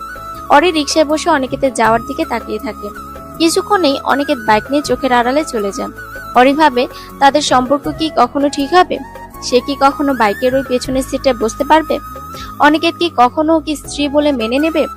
বিয়ের আগে কত স্বপ্ন ছিল ওর, রাতে বর নিয়ে বাইকে ঘুরবে, বৃষ্টি বিলাস করবে, আরো কত কি। ভাবনায় বিভোর হয়ে অরি সামনে এগিয়ে যায়। রিক্সা এসে থামে কলেজের গেটের সামনে। গেটের উপর বড় হরফে লেখা, শিক্ষাই জাতির মেরুদণ্ড। সত্যিই কি তাই? এই বই, এই শিক্ষাকে কি আমরা মেরুদণ্ড হিসেবে ব্যবহার করতে পেরেছি বা পারছি? হয়তো বা না। এই শিক্ষা আমাদের কাছে এখন কাগজের সার্টিফিকেট ছাড়া কিছুই না। আমরা শিক্ষা গ্রহণের প্রকৃত কারণ ভুলেই গেছি। কেবল নাম, যশ আর ভালো একটা কাজের সন্ধানে ছুটেছি। গন্তব্যে এসে রিক্সা থামলেও ওই রিক্সার মধ্যে বসে থাকা রমণীর সেদিকে কোনো ভ্রুক্ষেপ নেই। সে ডুবে আছে নিজের বর্তমান আর ভবিষ্যৎ ভাবনার মধ্যে। অরির ভাবনার সুতা ছেড়ে রিক্সাওয়ালা দ্বিতীয় ডাকে। এদিক সেদিক তাকিয়ে দেখে সে পৌঁছে গিয়েছে তার কাঙ্ক্ষিত গন্তব্যে। রিক্সা থেকে নেমে ভাড়া দিতে গিয়ে বাধে বিপত্তি। রিক্সাওয়ালা বলছে ভাড়া নেবে না, কারণ তাকে যে স্যার ডেকেছে সেই ভাড়া দিয়েছে। এদিকে অরি ভাড়া দেবে, সে অনিকেতের টাকায় চলবে না। যে লোক নিজের স্ত্রী হিসেবে মানতে নারাজ, তার টাকা চলার মতো মেয়ে অন্তত অরি না। সে তার সিদ্ধান্তে অটল। এদিকে বেচারা রিক্সাওয়ালা এদের স্বামী স্ত্রী ঝামেলার মাঝে ফেসে গেছে। অরি তাকে আটকে রেখেছে। উনি চাইলেই অরিকে মিথ্যা বলে টাকা নিয়ে চলে যেতে পারত, যেখানে অরি নিজে ওনাকে টাকা নিতে জোর করছে। কিন্তু না, উনি নেবে না, কারণ উনি সৎ পথে উপার্জন করে, হোক না তা পরিমাণে অল্প। অবশেষে অনেক বাক বিতণ্ডার পর অরি সফল হয়। এতক্ষণ অরির মন খারাপ থাকলো, এখন আর তা নেই। আর থাকবেই বা কি করে? জানের জান বান্ধবীর দেখা যে পেল। সকালে সালমা বেগমের মোবাইল দিয়ে মিতুকে কল দিয়েছিল, সে আজ কলেজে আসবে কিনা তা জানার জন্য। এদিকে 2 দিন পর বান্ধবী আসতেছে, তাই গেটের সামনে দাঁড়িয়েছিল মিতু। দুজনের কথাবার্তা মনে হবে কতদিন পর তাদের দেখা, অথচ কেবল 2 দিন হলো। বেস্ট ফ্রেন্ড হয়তো এমনই হয়। কিরে, এই 2 দিন তুই কোথায় ছিলি? আর তোর ফোন বন্ধ কেন? জানিস আমি কত চিন্তা করছিলাম। তোর কিছু হলো না কি? আন্টিকে কল দিলাম, উনি বললেন তুই ঠিক আছিস, আর বাকিটা যেন তোর থেকেই শুনি। এখন সব বল আমায়। কপট রাগ দেখিয়ে বলে মিতু। মিতু একের পর এক প্রশ্নে ঘাবড়ে যায়। কোথা থেকে শুরু করবে বুঝতে পারে না, তাই খানিকটা দম নিয়ে বলতে শুরু করে। সেদিন কলেজ থেকে যাওয়ার পর দেখি আমাদের বাসায় অনেক মেহমান আসছে। আমি তাদের সাথে ভালো মন্দ কথা বলে রুমে চলে যাই। একটু পর আব্বু আসে আমার রুমে। উনি আমায় ওনার পাশে বসিয়ে বলে, দেখো মা, তুমি তো জানো বাবা তোমায় কত ভালোবাসে। বাবা যা সিদ্ধান্ত নেবে তোমার ভালোর জন্যই নেবে।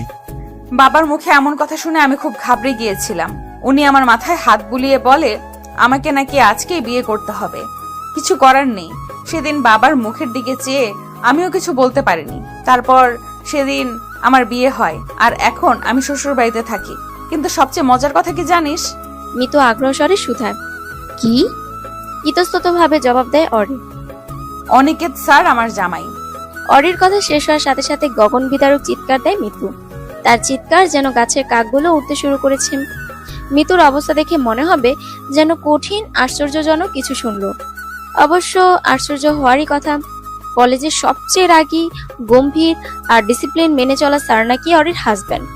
এই দিনও দেখতে হলো। মিতুর চিৎকারে অরি বলে, চিল্লিয়ে কানের পোকা মারা পরিকল্পনা করছিস নাকি? ভাবুক হয়ে বলে মিতু। ওসব ছাড়, তুই এটা বল, অনিকেত স্যার সত্যি তোর হাজবেন্ড? না, আমি মজা করছি তোর সাথে। তুই যে আমার শালি লাগিস। আরে সিরিয়াসলি বল না। দেখ, আমি নিজেও প্রথম অবাক হয়েছিলাম তাকে দেখে, কিন্তু সত্যি এটাই ওই এলিয়েনটাই আমার জামাই। ব্যঙ্গাত্মক করে বলে অরি। পরবর্তীতে অরি মিতুকে সব খুলে বলে। অনিকেতের ব্যবহারের জন্য প্রথমে খারাপ লাগলেও সকালের কথা শুনে মিতু হাসি আটকাতে পারে না। সে হো হো করে হেসে দেন। অরি বিরক্তি নিয়ে তাকায় মিতুর দিকে আর বলে, এখানে হাসার কি হলো? তুই বলছিস হাসার কি হলো? আর তুই কিনা জামাইকে রেখে শাশুড়িকে চুমু খেতে চাস, তা আবার সবার সামনে? আর আমায় বলছিস হাসার কি হলো? বলেই মিতু আরেক দফা হাসতে শুরু করে। দেখ, উনি খুব ভালো, আমার অনেক খেয়াল রাখে তাই। সরল স্বীকারোক্তি অরির। আচ্ছা, আর স্যার বুঝি খেয়াল রাখে না? তুই থাক, একটু পর ক্লাস শুরু হবে, আমি গেলাম। বলেই অরি হাঁটা শুরু করে।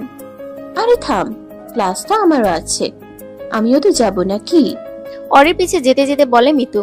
ক্লাসে এসে অরির মনোযোগ নেই সেদিকে। সে কেবল মিতুর বলা শেষ কথাটা চিন্তা করছে। আচ্ছা, এমন কোনো দিন কি আসবে যেদিন অনিকেত অরির খেয়াল রাখবে? মিতু অরির দিকে তাকায়। সবসময় মজা করা মেয়েটা আজ কেমন চুপচাপ, ব্যাপারটা ওকেও ভাবিয়ে তোলে। অরির আজ ক্লাস করতে মন চাচ্ছিল না, তবুও ইচ্ছার বিরুদ্ধে জোরপূর্বক ক্লাস করলো। সবে 3টা ক্লাস হয়েছে, এখনো আরো 2টা ক্লাস আছে। ক্লাসরুমে বসে আছে অরি, পাশে মিতু বসা। মাঝখানে টিফিন পিরিয়ডে বাইরে গিয়েছিল, তবে খায়নি কিছুই। অরি কলেজে আসার পর আর অনিকেতকে দেখেনি, তবে এখন দেখা হবে, কারণ এখন অনিকেতের ক্লাস। কিছুক্ষণের মধ্যে ক্লাসরুমে প্রবেশ করে অনিকেত, কলেজের সবচেয়ে হ্যান্ডসাম এবং ড্রেসিং স্যার। সাদা টি শার্টটা ইন করে পরা, তার উপর নেভি ব্লু রঙের ব্লেজার, হাতে একটা ঘড়ি যেটা অনিকেত সব সময় পরে। অরির মাঝে মাঝে মনে হয় ওই ঘড়িতে কিছু একটা রহস্য আছে, নয়তো প্রতিদিন কেউ একই ঘড়ি পরে নাকি। অরি তাকিয়ে দেখে অনিকেত আজই কপাল ভাঁজ করে আছে। না, এই লোক কখনো ভালো হবে না। কিসের এত বিরক্তি তার জীবনে? পরক্ষণেই মনে হয় হয়তো সেই ওই বিরক্তি। অরির মনটা আবার খারাপ হয়ে যায়। অনিকেত নিজের মতো করে ক্লাস শুরু করে দেন, তবে ইচ্ছার বিরুদ্ধে গিয়ে কয়েকবার আর চোখে তাকায় অরির দিকে। অরির মুখে মনমরা ভাবটা স্পষ্ট। অনিকেত আজ কেমন ক্লাসে মনোযোগ দিতে পারছে না, বারবার অরির মুখের দিকে তাকাচ্ছে। কি হয়েছে মেয়েটার জিজ্ঞেস করতে গিয়েও পারছে না। এমন আগে কখনো হয়েছে বলে অনিকেতের মনে পড়ে না। এদিকে প্রিয় বান্ধবীর এমন রূপ মিতু কিছুতেই সহ্য করতে পারছে না, তাই বান্ধবীকে খুশি করতে অনিকেতের একটা ছবি আঁকেও। অরি প্রায় বেশিরভাগ সময় অনিকেতকে এলিয়েন বলে ডাকে, তাই মিতু বেশ ফানি একটা এলিয়েন এঁকে নিচে অনিকেতের নাম দেয়। এতক্ষণ খেয়াল না করলেও মিতুর ইশারায় খাতায় তাকাতেই অরি হেসে ফেলে। একসময় বেশ শব্দ করে হেসে দেয়ও। পুরো ক্লাসরুম তাকায় অরির দিকে, অনিকেতও তাকায় তার দিকে। হাসতে থাকা অরির সেদিকে কোনো নজর নেই, সে আপন মনে হাসতে ব্যস্ত। সাধারণত অনিকেতের ক্লাসে কেউ ট্রু শব্দ করার সুযোগ পায় না, সেখানে অরির কাণ্ড সত্যি হতবাক করার মতো। অরির হাসি থামে অনিকেতের ধমকে। অনিকেত এগিয়ে যায় ওর দিকে। অনিকেত অরির কাছে আসলে দেখে ওর সামনে একটা এলিয়েন আঁকা, যার অবস্থা খুবই শোচনীয়। অনিকেত সবচেয়ে বেশি অবাক হয় নিচে নিজের নাম দেখে। মুহূর্তে রাগগুলো তরতর করে বাড়তে থাকে। একে তো তার ক্লাসে ডিস্টার্ব, তারপর তার এমন ছবি আঁকা। অরির কাছে এটাকে কোন দিক দিয়ে অনিকেত মনে হলো তা সে ভেবে পায় না। অতঃপর নিজস্ব নিয়মে অরির শাস্তি ব্যবস্থা করে অনিকেত, আর সেটা হলো ক্লাসের বাইরে কান ধরে দাঁড়িয়ে থাকা। পুরো কলেজে একমাত্র অনিকেতই আছে যে এমন ভয়ঙ্কর শাস্তি দেন। আরে বাবা, যে বয়সে মানুষ বাচ্চার বাবা মা হচ্ছে সে বয়সে কিনা কান ধরে দাঁড়ানো, এটা কেউ মানতে পারে না। কিন্তু মানতে না পারলে কি হবে? ভুল করলে শাস্তি তো পেতেই হবে। অরি যেহেতু ভুল করেছে তাই কথা না বাড়িয়ে শাস্তি মেনে নেয়। এদিকে বেচারি মিতু হাঁসফাঁস করতে থাকে। কোথায় ভেবেছিল বান্ধবীকে একটু খুশি করবে, তা না কি থেকে কি হয়ে গেল। অরি বাইরে এসে কান ধরে দাঁড়িয়ে থাকে। অরিদের বিল্ডিংটা কলেজের একপাশে হয়, এদিকে তেমন একটা মানুষ নেই, আর বাকিরা যে যার ক্লাসে। আশেপাশে কাউকে না দেখে অরি বেশ নিশ্চিন্ত মনে কান ধরে দাঁড়িয়ে থাকে। এর আগেও ধরেছে, তাই খুব একটা সমস্যা হয় না। কিন্তু বিপত্তি বাধে তখন, যখন দেখে নিজের one and only crush Sayan ভাইয়া এদিকে আসতেছে। মূলত অরিদের বিল্ডিং এর সামনে দিয়ে কলেজের অফিসে যাওয়া লাগে, তাই এদিক দিয়ে যাওয়া। অরি চায় না সায়ান তাকে এভাবে দেখুক। এর আগে একবার দেখেছিল। অরি কি লজ্জায় না পড়েছিল? টানা কয়েকদিন কলেজে আসেনি, এখন তো তাও করতে পারবে না। ওই এলিয়েন ওকে জোর করে নিয়ে আসবে। তার চেয়ে ভালো নিজেকে লুকানো। কিন্তু লুকাবে কি দিয়ে? ওর কাছে তো কিছুই নাই। কি একটা ভেবে হঠাৎ নিজের জুতা জোড়া খুলে হাতে নেন, সেটা মুখের সামনে উঁচু করে ধরেন, তারপর তা দিয়ে নিজেকে আড়াল করার প্রয়াস চালায়, তবে খুব একটা সফল হতে পারে না। তার আগেই সায়ানকে দেখে ফেলে। আরে অরি, তুমি এভাবে এখানে দাঁড়িয়ে আছো কেন? সায়ান হাঁটা থামিয়ে জানতে চায়। আসলে তেমন কিছু না, এমনি দাঁড়িয়ে আছি। তা ঠিক আছে, তবে তুমি জুতা খুলে হাতে নিয়ে এমন মুখের সামনে ধরে আছো কেন? অরি কি উত্তর দেবে ভেবে পায় না, অতঃপর বলে, আমি ও হ্যাঁ, আমি আমার জুতার সাইজ দেখছিলাম। একটু হাসার চেষ্টা করে ও। তা তুমি এখানে দাঁড়িয়ে জুতার সাইজ দেখছিলে কেন? অরি এবার বেশ বিরক্ত হয়। আরে ভাই, যেখানে যেতে এসেছিস সেখানে জানা, আমার পিছনে কেন লাগতে এলি? আর এই এলিয়েনটা যেদিন ওকে শাস্তি দিবে সেদিনই শায়ানকে এদিকে আসতে হবে। হায় আল্লাহ। আমি আসলে চুরি। অরি তার কথা শেষ করতে পারে না, তার আগেই কারো ধমকে পেছন ফিরে দেখে অনেকে তোর সামনে দাঁড়িয়ে। তখনই অরির মৃত্যুর আঁকা ওই ছবিটার কথা মনে পড়ে। অরির হাসি আসলো, তা আটকে রাখে। অনিকেতকে সামনে দেখে শায়ান সালাম দেয়। অনিকেত সালামের উত্তর দিল শায়ানকেও সহ্য করতে পারছে না। মেয়েদের সাথে এত কথা কিসের? আর এই মেয়েটা কত সুন্দর হেসে হেসে সব প্রশ্নের উত্তর দিচ্ছে। অনিকেত অরিকে ক্লাসে যেতে বলে চলে যায়। অরি ক্লাসে গিয়ে নিজের জায়গায় বসে পড়ে। মিতু ওকে দেখে বলে, সরি রে দোস্ত, আমার জন্য তোকে শাস্তি পেতে হলো। কিন্তু তুই স্যারকে বললি না কেন যে ওটা আমি আঁকছি? বাদ দে, তখন দুজনকে শাস্তি পেতে হতো। মিতু অরিকে জড়িয়ে ধরে। তারপর বাকি ক্লাসটা শেষ করে কলেজ থেকে বেরিয়ে যায়। রাস্তা আলাদা হয়, দুজনকে আলাদা যেতে হয়। অরি কিছুটা সামনে গিয়ে একটা রিক্সা নিয়ে নেয়। অনিকেতের টিচার্স মিটিং থাকায় সে একটু পরে আসবে। রিক্সা দিয়ে যেতে যেতে অরি ভাবে কিভাবে আজকের অপমানের বদলা নেবে। কিছু তো একটা করতেই হবে। তখন মুখ বুজে থাকলো সে কিছুই ভুলেনি। অনিকেতকে জব্দ করার একটা ফোন দিয়ে আটতে হবে। অতঃপর কিছু একটা ভেবে ক্রুড় হাসি হাসে। প্রচন্ড গরমে ভর দুপুর বেলা কাঠফাটা রোদ, জনজীবনে নেমেছে চরম বিপর্যয়। এই গরমে কলেজ থেকে ফিরে অরি ভীষণ ক্লান্ত, তাই তো এসেই ফ্রেশ হতে চলে যায়। টিফিনে কিছু না খাওয়াতে এখন প্রচন্ড খিদে পায় তার। যেহেতু সকালে সালমা বেগম বলেছে এটা ওরও বাড়ি, তাই সমস্ত সংকোচ পিছনে ফেলে খেতে চলে যায়। আর এমনিতেও লোকে বলে শরম করলে নাকি গরম ভাত পাওয়া যায় না। কলেজ থেকে ফিরতে ফিরতে অরি প্রায় 3টা বেজে যায়। ততক্ষণে সবার খাওয়া দাওয়ার পাট চুকেছে, কেবল অরি আর অনিকেত বাকি। অরি খাবার টেবিলে এসে দেখে কেউ বাইরে নেই। বাড়ির 3 কর্তা কাজে গেছে আর গিন্নিরা নিজেদের রুমে আরাম করতেছে। অনিকেতদের একটা পারিবারিক ব্যবসা আছে, যেটা তারা 3 জন দেখাশোনা করে। অনিকেতকে বললে সে সোজা না করে দেয়, কারণ এসবে তার আগ্রহ নেই। সে শিক্ষকতা করতে চায়, তাই তো পড়াশোনা শেষ করে বিসিএস এর প্রস্তুতি নেয়। ভাগ্য ভালো থাকায় এবং কঠোর পরিশ্রমের ফলে প্রথমবারেই সে সফল হয়। আর এখন একটি সরকারি কলেজের ইংলিশ ডিপার্টমেন্টের লেকচারার পদে নিযুক্ত আছে। অরি দেখে সব খাবার টেবিলেই সাজানো আছে, তাই তার আর কোনো সমস্যা হয় না। নিজের মতো করে নিয়ে খায়। খাওয়া দাওয়া শেষ করে রুমে আসেন আর নিজের করা প্ল্যানিং এর উপর কাজ করতে থাকে। সব কাজ শেষ করে অরি খাটে বসে অনিকেতের জন্য অপেক্ষা করতে থাকে। হয়তো ভাবছেন স্বামী ভক্ত মেয়ে তার ক্লান্ত স্বামীকে পানির গ্লাস এগিয়ে দিতে এভাবে অপেক্ষা করছে। সকালে স্বামী কর্তৃক অপমানের সামান্য কিছু বদলা, তাই তো এত অপেক্ষা। অনিকেতের জন্য অপেক্ষা করতে করতে অরি বেশ বিরক্ত হয়। আরে ভাই, কি এমন জরুরি মিটিং করছিস যে এত দেরি হচ্ছে? এদিকে বাইরে গিয়ে কারোর সাথে গল্পও করতে পারছে না। কখন আবার অনিকেত চলে আসে। বাইরে থাকলে তো আর অনিকেতের প্রতিক্রিয়া দেখতে পারবে না। মহাশয়কে তো আবার ফোন করারও কোনো ব্যবস্থা নেই। ব্রিটিশ এলিয়েন আমাকে কান ধরে দাঁড় করিয়ে রাখা না, এমন অবস্থা করব যে আমার পেছনে লাগতে আসার আগে 3 বার ভাবতে বাধ্য হবে। অরি ভাবনার মধ্যে রুমে কারো পায়ের শব্দ শুনতে পায়। কেউ রুমে প্রবেশ করছে। শব্দের উৎসের দিকে তাকালে দেখে অনিকেত ঢুকছে। কি ক্লান্ত তার মুখখানি। সবসময় বিরক্তিকর মুখ করে থাকা লোকটার বিরক্তি যেন বহু গুণ বাড়িয়ে দিয়েছে এই গরম। অবশ্য এই রোদে বাইক চালিয়ে আসা তো আর চারটেখানি কথা না। অরির মায়া হলো হয়তো, তবে সেটাকে পাত্তা দিল না। যে লোক বইয়ের প্রতি মায়া দয়া দেখায় না, তাকে মায়া দেখিয়ে নিজের মায়া কমাতে চায় না। অনিকেত রুমে ঢুকে বিরক্তিতে সূচক শব্দ করে ওঠে। অরি তার বিছানার অবস্থা যাচ্ছে তাই করে রেখেছে। বিছানার এক পাশে কলেজ ড্রেস, অন্য পাশে বই সহ ব্যাগটাকে রাখা। দেখে মনে হবে মঙ্গল গ্রহ থেকে কেউ ঢিল ছুঁড়েছে। আর এক পাশে অরি, আর অপর পাশে হয়তো অনিকেতের জন্য জায়গা রেখেছে।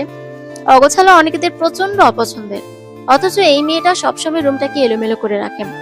অনিকেত অরিকে কয়েকখান কড়া কথা শোনাতে চাইছিল, তবে ফ্রেশ হওয়া আগে জরুরি ভেবে কাপড় নিয়ে ওয়াশরুমে চলে যায়। অরি এবার সিন দেখার জন্য প্রস্তুতি নিতে থাকে। কিছুক্ষণ পর ওয়াশরুম থেকে অনিকেতের চিল্লানের আওয়াজ ভেসে আসে। অরি দরজার কাছে গিয়ে কান খাড়া করে থাকে। ফর দ্য হেল, পানি বের হচ্ছে না কেন? চিৎকার দিয়ে বলে অনিকেত। পর মুহূর্তে হাতড়াহাতড়ির আওয়াজ আসে। অনিকেত সব বালতি ভাড়া দেখতে থাকে, কিন্তু কোথাও কোনো পানি নেই। আর থাকবেই বা কি করে? অরি যে সব ফেলে দিয়েছেন।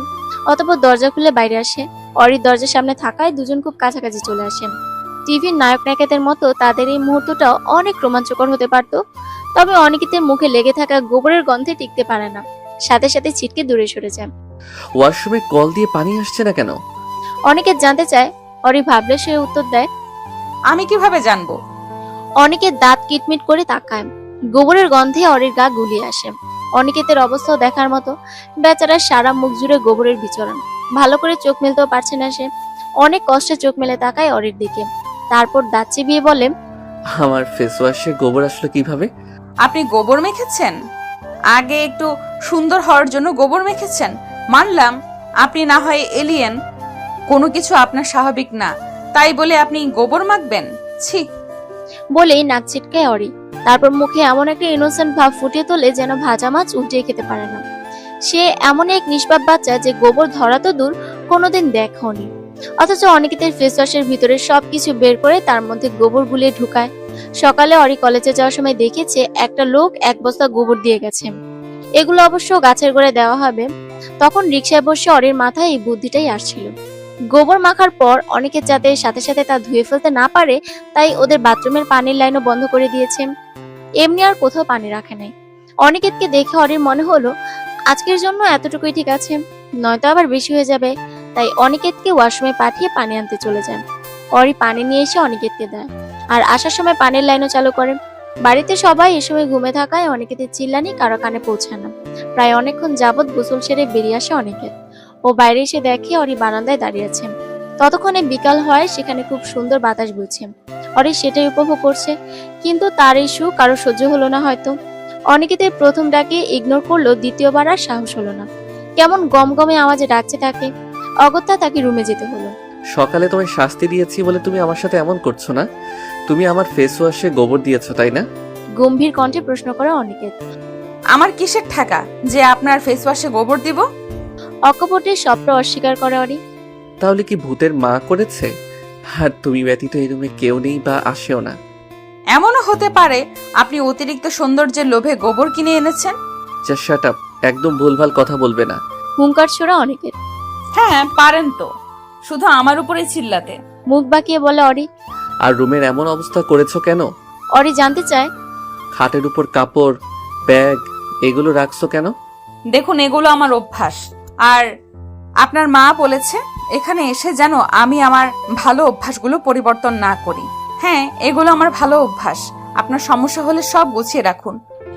অনিকেতের এই মুহূর্তে অরির দাঁতগুলো ভেঙে দিতে মন চাচ্ছে। শুনুন, আপনি যে আমার দাঁতগুলো ভেঙে দিতে চাচ্ছেন তা আমি ভালোই বুঝতে পারছি, কিন্তু খবরদার বলছি আপনি আমার দাঁত ভাঙতে আসলে আমিও আপনার সব দাঁত ভেঙে দিব। চোখ দুটো বড় করে বলে অরি। অনিকেতের এবার নিজের কপাল চাপড়াতে মন চাচ্ছে। এই কার সাথে মাতাকে জোর করে বিয়ে দিল? এই মেয়েকে কিনা বিয়ে করার জন্য তার মাতাকে কসম দিয়েছে। সে তো ভেবেছিল জীবনে কখনো বিয়ে করলে একটা ভদ্র আর শান্ত মেয়েকে করবে, যাকে 4টা ধমক দিলে মাথা তুলে তাকাবে না, এমনি 2টা চড় দিলেও কিছু বলবে না, সারাদিন মেও মেও করবে, উফস সরি বর্বর করবে। অথচ মা ঘরে আনলো আস্তে একটা ধানি লঙ্কা, যাকে একটু শাস্তি দিলে গোবরে চুবায়, আবার দাঁতও ভাঙতে চায়। একে নিয়ে কি হবে আমার? সন্ধ্যায় অরি সবার সাথে বসে আড্ডা দিচ্ছে। অনিকেত এখন বাসায় নেই, বিকেলে বেরিয়েছে, কি যেন কাজ আছে তার। সালমা বেগম পাকোড়া বানিয়েছে, সেগুলো সবাই খাচ্ছে আর আড্ডা দিচ্ছে। সবাই বলতে ওরা 5 জন মেয়ে। আড্ডার এক পর্যায়ে আমেনা বলে ওঠে, ভাবি, তোমাদের হানিমুন প্ল্যান কি? কোথায় যাচ্ছ হানিমুনে? অরি খুব করে কেসে ওঠে, চকিত নয়নে চায় আশেপাশে। সবাই যেন তার উত্তরের প্রতীক্ষায়। এ বাড়িতে যে সবাই অনেক ফ্রি মাইন্ডের অরি তা বুঝতে পারে, কিন্তু সে কি উত্তর দেবে তা ভেবে পায় না। এনারা তো আর জানে না অনিকেত যে ওকে স্ত্রী হিসেবে মানে না। বাইরে সবার চোখে তারা স্বামী স্ত্রী হলো, তাদের মধ্যে যে কিছু ঠিক নেই। আর সবচেয়ে বড় কথা, ওই এলিয়েনটার সাথে হানিমুনে গিয়ে হানিমুনের মান সম্মান সে নষ্ট করতে পারে না। ওই ঢেঁড়স মার্কা লোকের সাথে যাওয়ার চেয়ে পাবনা যাওয়া অনেক ভালো। মনে মনে আরো অনেক কিছু বললেও মুখে বলে, এখনো এই ব্যাপারে কিছু ভাবা হয়নি। অরির কথা শুনে পাশ থেকে দিয়া বলে, সে কি অরি, এখনো কিছু ভাবনি? মানে কি? আর এখন না গেলে কখন যাবে? এখন তো সময় এসবের। তোমাদের বিয়েও তো সেভাবে অনুষ্ঠান করে হয়নি, তবে হানিমুনের জন্য একটা ভালো জায়গায় যেও। আমি না হয় অভিষেককে বলে একটা ভালো জায়গা বুক করাবো। আমেনা বলে, বড় ভাবি এখন তো গরমে কক্সবাজার কেমন হয়? এটা ঠিক আছে, আমি আজকেই অভিষেকের সাথে কথা বলবো। এদের কথাবার্তায় অরি কেবল নীরব দর্শকের ভূমিকা পালন করছে। এসব নিয়ে ওর কোনো মাথা ব্যথা নেই, কারণ ও জানে অনিকেত একবারেই মানা করে দেবে। কিন্তু এদের যে প্ল্যানের শেষ নেই। এই মুহূর্তে অরির কেবল একটা কথাই মাথায় আসছে, ওই যে বলে না, যার বিয়ে তার খবর নাই, পাড়াপড়শির ঘুম নাই। তাদের কথাবার্তা আরো কিছুক্ষণ চলে। তারপর সালমা আর নাজমা বেগম চলে যান রান্নাঘরে। দিয়া কিছু কাজের জন্য রুমে যায়। এই মুহূর্তে ড্রয়িং রুমে অরি আর আমেনা বসে আছে। তখনই কলিং বেল বাজে। আমেনা উঠে চলে যায় দরজা খুলতে, অরি টিভি চালু করে দেখার জন্য। এই মেয়ে, তোমার পড়াশোনা নাই? কর্কশ কণ্ঠে বলে অনিকেত। অরি টিভি থেকে চোখ সরিয়ে সামনে তাকিয়ে দেখে অনিকেত তীক্ষ্ণ চোখে চেয়ে আছে তার দিকে। আছে তো। কলেজে গিয়ে ক্লাসে মন দাও না, আবার বাসায়ও পড়াশোনা করো না। এভাবে চলতে থাকলে তো জীবনে পরীক্ষায় পাশ করতে পারবে না। তাচ্ছিল্য করে বলে অনিকেত। শুনুন, আমারও তো পড়তে ভালো লাগে না, আর পরীক্ষায় পাশ করতে পারবো কি না সেটা সময়ই বলে দিবে। অরি বেশ ভাব নিয়ে বলে কথাটা। তা ভালো লাগবে কেন? সারা দিন শয়তানি কথা ভাবলে কি পড়ালেখা ভালো লাগে? যাও পড়তে বসো। খানিকটা ধমকের সুরে বলে অনিকেত। অরি অনিকেতের উপর বেশ বিরক্ত হয়। এই লোকটা সারাদিন শুধু পড়ার কথা বলে। আরে এলিয়েন বউকে একটু ভালোবাসার কথাও তো বলতে হয় নাকি? তা না, ধেৎ। অরি রান্নাঘরের দিকে চেয়ে জোরে বলে, মা আপনার ছেলেকে জন্মানোর সময় মধু দেননি? সারাদিন শুধু তো কথা বলে। অরির কথা শুনে সালমা বেগম মুচকি হাসে। উনি কিছু বলতে যাবে তার আগেই অনিকেত বলে, মধু মৌমাছি মুখ থেকে বের করে, তাই খাইনি। কথাটা বলেই অনিকেত রুমের উদ্দেশ্যে হাঁটা ধরেন। আপনি মুরগির ডিম খান? অনিকেত না থেমেই অরির প্রশ্নের উত্তর দেয়। হ্যাঁ, কেন? মুরগি কি আকাশ থেকে ডিম দেয়? না, মানে মৌমাছির মুখ থেকে মধু বের করে দেখে আপনি তা খাননি, অথচ মুরগির পুটকি দিয়ে ডিম বের করে তা গোগ্রাসে গিলছেন। অরির কথায় অনিকেতের পা থেমে যায়। সে চকিত নয়নে চায় অরির দিকে। বিস্ময়ে তার মুখের যাচ্ছে তাই অবস্থা। এদিকে অরির কথায় বাকি সবাই মুখ টিপে হাসে। আমিনা তো একবার শব্দ করে হেসে ওঠে, কিন্তু পরপরই অনিকেত রাগি লোক দিলে তা হাওয়া হয়ে যায়। সালমা বেগম ভাবেন, যাক, এবার তার ছেলেটা আচ্ছা জব্দ হবে। তিনি অরির দিকে তাকান। কি মিষ্টি মেয়েটা, আহা কি হাসি খুশি তার স্বভাব। এজন্যই তো ছেলেকে দিয়ে বিয়ে দিলেন। কিন্তু তার গোমরামুখ ছেলেটা তো রাজিই ছিল না। কত কাঠখড় পুড়িয়ে যে রাজি করিয়েছেন তা কেবল উনিই জানেন। তিনি জানতেন তার এই রসকসীন কাঠখোট্টা ছেলেটার জন্য অরির মতো মেয়ে ঠিক আছে, অথচ তার ছেলে বলে কিনা এমন দুরন্ত মেয়েকে বিয়ে করবে না। বললেই হলো। অনিকেত গিলে খাওয়া নজরে অরির দিকে তাকান, যেন এই মুহূর্তে কাঁচাই গিলে খাবে। অনিকেত কিছু না বলে রুমে চলে যায়। রুমে গিয়ে ঠাস করে দরজা লাগিয়ে দেয়, যেন অরির উপর সব রাগ ওই বেচারা দরজার উপর ঢালছে। দরজাটা এত জোরে শব্দ করে যে অরি কেঁপে ওঠে। অতঃপর এখন অনিকেতের সামনে না যাওয়াই শ্রেয় মনে করে। টেবিলে বই সামনে নিয়ে বসে আছে অরি। পাশে অনিকেত সোফায় বসে কাজ করছে। কাজ বলতে কলেজে কোশ্চেন পেপার তৈরি করছে। এদিকে অরি মন খারাপ করে আইসিটি বই বের করেছে। তখন রুমে আসার পর অনিকেত তোকে বকা দিয়েছে সকালের এবং তখনকার কাজের জন্য। এতে অবশ্য অরির তেমন ভাবান্তর নেই, কারণ ও ভেবেছিল অনিকেত তোকে কঠিন কোনো শাস্তি দিবে, কিন্তু তা না করে কেবল দুষ্টুমি করতে নিষেধ করেছে। এমনকি অনিকেতের ব্যবহার অনেক ঠান্ডা। অরি তো প্রথমে ভেবেছিল অনিকেতের শরীর খারাপ, তাই হয়তো এমন কথা বলছে। ও মা, পরে দেখলো অনিকেত একদম সুস্থ সবল আছে। কিন্তু অনিকেতের এমন ভাবভঙ্গি অরির সুবিধা লাগে না, কেমন খটকা লাগে তার কাছে। আকাশ পরিমাণ বিরক্তি নিয়ে টেবিলে বসে আছে অরি। অনিকেতের জ্বালায় উঠতেও পারছে না। এদিকে এসব পড়া তার ভালোও লাগছে না। অরি ভেবে পায় না এগুলো পড়ে ওর কাজ কি।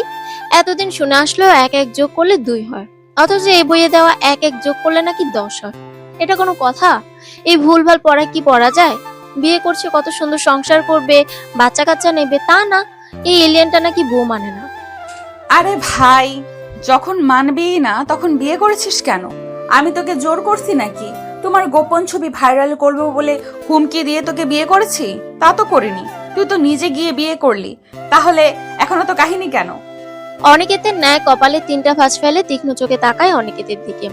ঠিক সেই মুহূর্তে অনিকেত অরির দিকে তাকিয়েছিল। অরির এমন করে তাকানোতে অনিকেত কিছুটা থতমত খেয়ে যায়। অরি গিলে খাওয়াটায় প্লুক দিলে অনিকেত বলে, এভাবে চোখ দিয়ে গিলে খাচ্ছ কেন আমায়? অরি কিছু না বলে অনিকেতের থেকে চোখ সরিয়ে নেয়, আবার পড়ায় নজর দেয়। কিছুক্ষণ পর আমেনা আসে ডিনার করতে ডাকার জন্য। অতঃপর দুজনেই ডিনার করতে চলে যান। ডিনার টেবিলে টুকটাক কথা হয়। অভিষেক একটু আগে ফেরাতে দিয়া তাকে কথাটা বলার সময় পায় না, তাই ভাবে রাতে এই বিষয়ে কথা বলবে। খাবার খাওয়া শেষে সবাই নিজ নিজ রুমে চলে যায়। অনিকেত ও অরিও চলে আসে তাদের কক্ষে। ঘুমানোর সময় আবার দুজনের মধ্যে ঝামেলা বাঁধে। অরি ঘুম যাবে তাই লাইট অফ করতে চায়। এদিকে অনিকেতের কাজ শেষ না হতে সে লাইট বন্ধ করতে দেবে না। এই নিয়ে দুজনেই বেশ কিছুক্ষণ গন্ডগোল করে। অতঃপর অরির কাছে পরাজিত হয়ে বেলকনিতে চলে যায়। এদিকে অরি বিজয়ী হয়ে ঠোঁট বাঁকিয়ে হাসে, তারপর লাইট অফ করে ঘুমিয়ে যায়। অনিকেত নিজের কাজ শেষ করে রুমে আসে। ততক্ষণে অরি ঘুমিয়ে পড়েছে। অনিকেত কোনো শব্দ করে না, যাতে অরির ঘুম না ভেঙে যায়। নিঃশব্দে তাকায় অরির দিকে। ঘুমন্ত অরিকে ওর কাছে একটা ফুল মনে হয়, বেলি ফুল, যা অল্প বাতাসে সারাক্ষণ ধুলতে থাকে। অরিও ঠিক ওই ফুলের মতো, সারাক্ষণ দুষ্টুমি করে। বেলি যেমন সারা ঘরে সুবাস ছড়ায়, অরিও তেমনই পুরো ঘর জুড়ে প্রাণবন্ততা ছড়ায়। জানালা খোলা থাকায় দমকা হাওয়ায় কিছু চুল অরির মুখে এসে পড়ে। অনিকেত সযত্নে তা সরিয়ে দেয়। আজকাল ওর কি জানি হয়েছে, আগের মতো অরিকে বকা দিতে পারে না, ওর দুষ্টুমিতে বিরক্ত হয় না, সবকিছুতে কেমন ভালো লাগা খুঁজে পায়। আচ্ছা, ওরা তো স্বামী স্ত্রী, ওদের সম্পর্ক যে পবিত্র, তাই কি এমন হয়? রাতের অন্ধকার শেষ করে পৃথিবীতে ভোরের আলো ফুটেছে। সূর্যের অতি চিকন রশ্মি জানলা ভেদ করে অনেকেতে চোখে এসে পড়ে। চোখ মেলে তাকায়ও। প্রতিদিন সকালে ঘুম থেকে ওঠার অভ্যাস ওর, তাই চাইলেও আর ঘুমাতে পারে না। পাশ ফিরে চেয়ে অরি দেখতে থাকে। অরি এখনো ঘুমের মধ্যে আছে। জেগে থাকলে হয়তো দেখতে পারতো তার উপর কারো ঘাড় নজর, তবে ঘুমিয়ে থাকার দরুন তার হয়ে ওঠে না। অনিকেত এক দৃষ্টিতে অরিকে অবলোক করছে। আজকাল একটা কথা তাকে খুব যাতনা দেয়। বিয়ের আগে নিশ্চয়ই অরির অনেক স্বপ্ন ছিল তার স্বামীকে নিয়ে, কিন্তু অনিকেত কি পারবে তা পূরণ করতে? শুধুমাত্র তার একটা খারাপ অতীতের জন্য অরিয়াস ভালো নেই। তার সাথে বিয়ে না হলে হয়তো ইচ্ছে সব পূর্ণতা পেত। তাই সে সিদ্ধান্ত নেয় ভালোবাসতে না পারলেও দায়িত্বের দিক থেকে সে কোনো গাফলতি করবে না। আরো খানিকক্ষণ তাকিয়ে থেকে ফ্রেশ হতে চলে যায়। আজ শুক্রবার হওয়াতে অরি বেশ দেরি করে ঘুম থেকে ওঠে। এ বাড়িতে আসার পর থেকে সে নিয়মিত সকালে ওঠার চেষ্টা করে, তবে খুব বেশি সফল হতে পারে না, কারণ অনেকে তার আগেই উঠে যায়। ঘুম থেকে উঠে ফ্রেশ হয়ে রান্নাঘরে চলে যায়। রান্নাঘরে বাকিরা কাজ করছে আর সে চেয়ে দেখছে। অবশ্য সালমা বেগম তাকে রুমে যেতে বলেছে, কিন্তু অরি যায়নি। এখানে থেকে এটা ওটা এগিয়ে দিচ্ছে। যেহেতু শুক্রবার কেউ কাজে যাবে না, তাই কর্ত্রীরা বেশ আরামে সব কাজ শেষ করছে। এরই মধ্যে অনিকেতের কণ্ঠ ভেসে আসে, মা, আমার কফিটা রুমে দিয়ে যেও। তার কথায় সালমা বেগম পাশের চুলায় কফির জন্য পানি বসিয়ে দেন। এ বাড়িতে অনিকেতই একমাত্র ব্যক্তি যে কফি খায়, সে ছাড়া বাকি সবাই চা খায়। অরিরও চা বেশ পছন্দ। অরি দেখে অনিকেতের কফির মধ্যে দুধ বা চিনি কিছুই দেয়া নেই।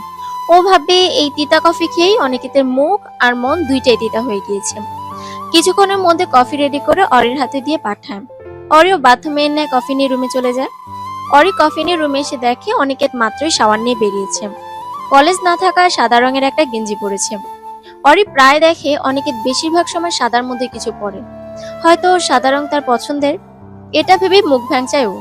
অনিকেত অরির হাত থেকে মগটা নিয়ে সোফায় বসে, অতঃপর ল্যাপটপ অন করে কাজ করতে থাকে। অরি দেখে অনিকেত গোসল করেছে। সাদা গেঞ্জিটা চুলের পানিতে অর্ধেকটা ভিজে গিয়েছে। গরম হয় মাথার চুলগুলো ভালোভাবে মুছেনি।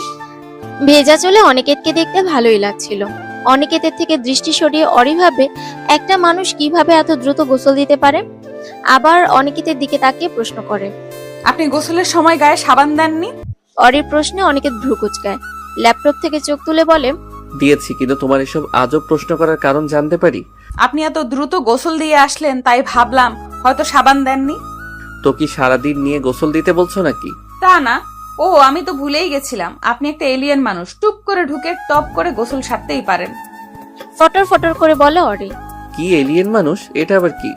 আশ্চর্য হয়ে জানতে চায় অনিকেত। অনিকেতের কথায় জিভে কামড় দেয় অরি। এই রে, ভুল জায়গায় ভুল কথা বলে ফেলেছে, তাই তাড়াতাড়ি করে ওয়াশরুমে চলে যায়। অনিকেত এখনো অরির কথার মানে আবিষ্কার করতে ব্যস্ত। খাবার টেবিলে বসে আছে সবাই, শুধু সালমা এবং নাজমা বেগম ব্যতীত। অনিকেত কোনো দিকে না তাকিয়ে খাবার খাচ্ছে। অরির সামনে বসে আছে দিয়া, আর তার পাশে অভিষেক। অভিষেক কত সুন্দর দিয়ার প্লেটে খাবার তুলে দিচ্ছে, মাঝে মাঝে গ্লাসে পানি ঢেলে দিচ্ছে। আবার দিয়া খেতে না চাইলে অভিষেক চোখ পাকায়। তাদের ভালোবাসাময় খুনসিটি দেখিয়ে অরির চোখ দুটো জুড়িয়ে যায়, আর চোখে অনিকেতের দিকে এক পলক তাকায়। অনিকেত এখনো এক ধ্যানে খেতে ব্যস্ত। এদিকে কি হচ্ছে এসবে তার মাথা ব্যথা নেই। অভিষেক ডাকাতে খাওয়া থামিয়ে সেদিকে যায়। আমি তোমাদের হানিমুনের জন্য কক্সবাজারে হোটেল বুক করেছি, দুজনে গিয়ে ঘুরে এসো। অভিষেকের কথা শুনে অরি আরেক দফা লজ্জায় পড়েছে। শ্বশুরের সামনে ভাসুরের মুখে হানিমুনের কথা শোনা মোটেও সহজ নয়। সে মাথা নিচু করে ফেলে, তবে কান দুটো এদিকে খাড়া করে রাখে। অরির মতো বাকি সবাই অনিকেতের জবাবের অপেক্ষায়। ভাইয়ের কথা অনিকেত শান্ত স্বরে জবাব দেয়, ধন্যবাদ ভাই, তবে আমি এখন খুব ব্যস্ত, এখন যেতে পারবো না। আমরা বরং পরে কখনো চলে যাব। এখন তোমরা চাইলে যেতে পারো। অনিকেতের কথায় সবার মুখে আমাবস্যা নেমে এলো। কোথায় ভেবেছিল দুজনে একসাথে থাকলে তাদের মধ্যে কিছু তৈরি হতে পারে, কিন্তু অনিকেত একেবারে না করে দিল। এতে অবশ্য অরির তেমন ভাবান্তর নেই, কারণ ও আগে থেকেই জানতো অনিকেত মানা করে দিবে। এতক্ষণ নির্লিপ্ত থাকলো, এবার আজমল চৌধুরী অনিকেতের দিকে তাকিয়ে বলে ওঠে, সে না হয় পরে যেও, তবে ওরি মামুনি এখানে আসার পর থেকে তেমন কোথাও যায়নি। আজ তো শুক্রবার, তুমি না হয় বিকেলে ঘুরিয়ে নিয়ে এসো। অরিরও বাইরে যেতে ইচ্ছা করছিল। সারাদিন বাসা থেকে বোর হয়ে যায়, তবে তার মনে কোনো আশা ছিল না। ও ভেবেছিল তখনের মতো এবারও না করে দেবে, কিন্তু অরিকে আশ্চর্য করে অনিকেত বলে, আচ্ছা ঠিক আছে। অনিকেতের জবাবে সবার মুখে হাসি ফোটে। অরি চমকে তাকায় অনিকেতের দিকে। সে মুহূর্তে অনিকেত তো তাকায় অরির দিকে। দুজনের চোখাচোখি হতেই চোখ ফিরিয়ে নেয় দুজন। খাওয়া দাওয়ার পাট শেষ করে কেউ কেউ চলে যায় রুমে, অরি থেকে যায়।